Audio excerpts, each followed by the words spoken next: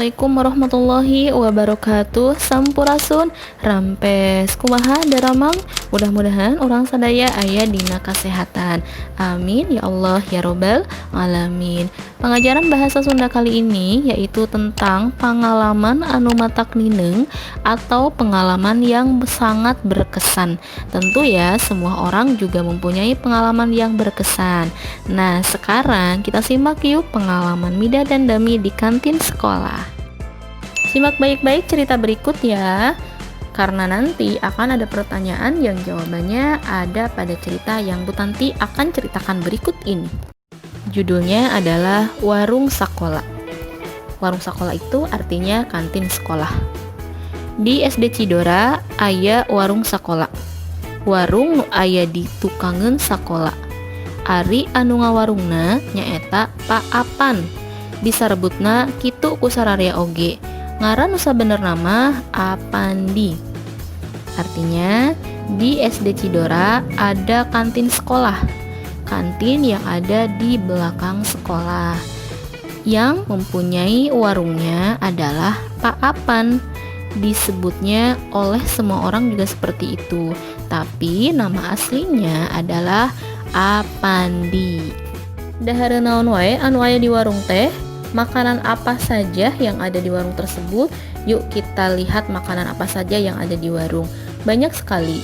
Aya bala-bala, aya pisang goreng, aya papais, aya nagasari, kue-kue jeung permen oge aya.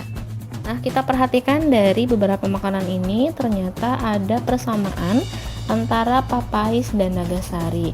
Kalau nagasari adalah sejenis kue yang terbuat dari tepung beras, tepung sagu, santan, dan gula yang diisi pisang. Pisang yang biasa digunakan sebagai isi adalah pisang jenis pisang raja. Kue ini biasanya dibalut dengan daun pisang lalu dikukus. Sama halnya dengan papais. Papais juga caranya sama, dikukus, terbuat dari tepung beras, dibungkus oleh daun pisang juga, namun rasanya asin, dan papais ini biasa kita temui pada makanan khas Sunda. Baresih di warung Pak Apan mah, sakur kadaharan atau amis-amis di wadahan dina piring, tuluy dituruban, bisi aya laleur nusok nepakeun kasakit. Ternyata warung Pak Apan itu bersih. Setiap makanan atau yang manis-manis ditempatkan di atas piring, kemudian ditutupi khawatir ada lalat yang hinggap kemudian menularkan penyakit. Mida jeung Dami oge sok rajin jajan, ngan tara unggal poe maranehna mah rik-rik gemi, duitna teh sok dicengcelengankeun, eta sababna nu matak maranehna langka jajan teh. Mida dan Dami juga suka jajan, tapi tidak setiap hari. Mereka orangnya hemat sekali.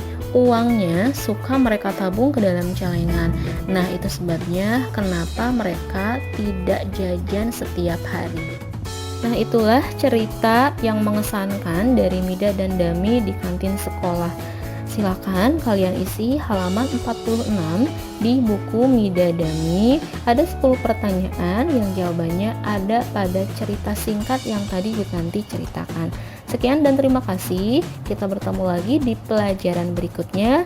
Sampurasun rampes. Wassalamualaikum warahmatullahi wabarakatuh.